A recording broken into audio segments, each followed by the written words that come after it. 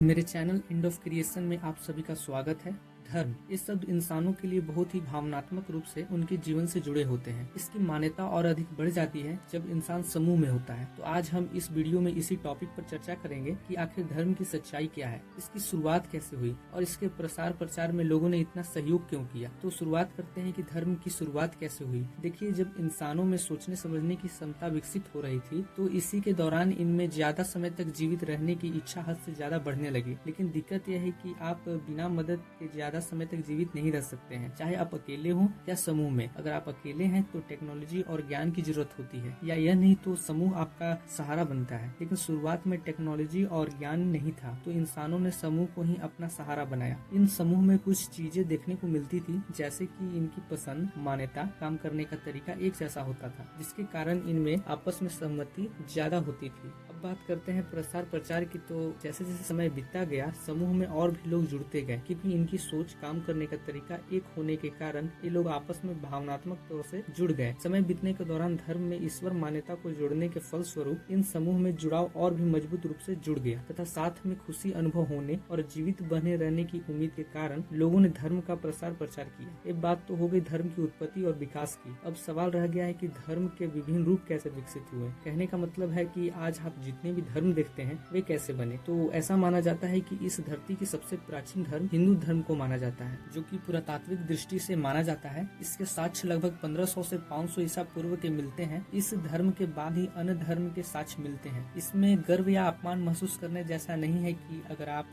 हिंदू हैं तो गर्व करें और अन्य धर्म है तो निराश हो। ये दरअसल एक समूह है, जैसे स्कूल या कॉलेजों में होती है। हाँ, अगर आप अपने स्कूल के क्लास को भावनात्मक रूप से जोड़ लेते हैं तो वो अलग बात है, तब तो आप सही कर रहे हैं। धर्म के लिए लड़ सकते हैं, एक दूसरे को नीचा दिखा सकते हैं, अगर मानवता से बढ़कर आपके लिए वर्ग या क्लास है तो। खैर, आगे बढ़ते हैं। जैसे जैसे समय बीता गया इंसान विकसित होते गए और कुछ लोगों को अपने समूह या यूं कहें कि अपने धर्म में कुछ कमियां दिखी जिन्हें वे बदलना चाहते थे, खासकर मरने के बाद की प्रक्रिया। आमतौर पर किसी जीव को, खासकर इंसान के मरने के बाद उन्हें जलाया या दफनाया जाता है, लेकिन शुरू से ही जलाने का नियम था, जिसे कुछ लोगों ने विरोध किया। यहाँ पर मेरी बातों को समझ पा रहे होंगे कि कुछ लोगों ने विरोध क्यों किया, जब आपने मेरी पुनर्जन्म वाली वीडियो देखी होगी। तो आगे बढ़ते हैं। जिसके परिणाम स्वरूप नियम तो नहीं बदले, लेकिन एक अलग प्रक्रिया वाले धर्म को, जो दफनाने वाले का जन्म हुआ। चूंकि नियम इसलिए नहीं बदले क्योंकि विरोध करने वाले लोगों की संख्या कम थी। ऐसे ही और समय बीतता गया, कमियां सामने आती गई, धर्म बनते गए, अपने नए तौर तरीके से लोगों को खुशी हुई और अपने अपने समूह यानी धर्म से भावनात्मक रूप से जुड़ते गए। धर्म के कुछ अच्छे परिणाम मिले तो साथ ही कुछ बुरे भी। मेरे अनुसार आने वाले समय में सभी धर्म लगभग खत्म हो जाएंगे, बस एक धर्म रह जाएगा, वो है मानवता, जो कि हमारा वास्तविक धर्म है, जिसका नियम सभी जीवों के लिए समान है, जो अन्य धर्मों में देखने को नहीं मिलता है। कुछ लोग मेरे धर्म खत्म होने वाली बात पर नाराज हो सकते हैं, लेकिन ये सच है, क्योंकि जैसे जैसे इंसान मानसिक रूप से विकसित होता जाएगा उन्हें वास्तविकता की परख होती जाएगी। वे सभी चीज त्याग कर मानवता को अपना लेंगे। लेकिन याद रहे, इसके भी कई स्तर हैं। आप इतनी आसानी से नहीं बच सकते हैं संसार की प्रक्रिया से। आगे ऐसा ही वीडियो आता रहेगा। इस वीडियो को देखने के लिए आप सभी को धन्यवाद।